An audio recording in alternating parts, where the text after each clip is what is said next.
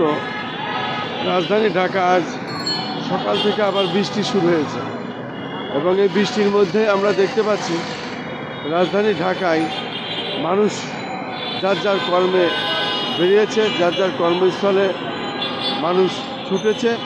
তবে রাজধানী ঢাকা এখন জ্যাম, গাড়ির জ্যাম, রিক্সার জ্যাম, প্রচণ্ড জ্যাম আমরা দেখতে পাচ্ছি এবং সেটাই আমরা দেখানোর চেষ্টা করছি। এই বৃষ্টির মধ্যে মানুষ ছুটে চলেছে যার যার গন্তব্যস্থলে।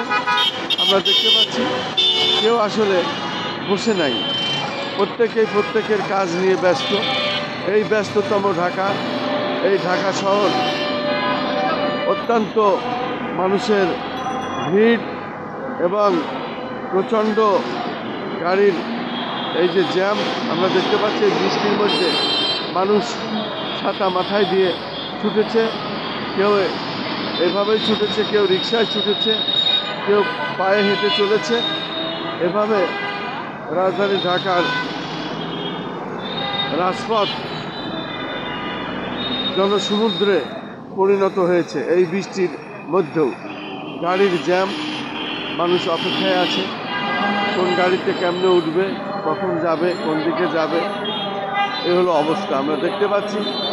রাজধানী ঢাকার বিভিন্ন স্পটের দৃশ্যটি এমনই।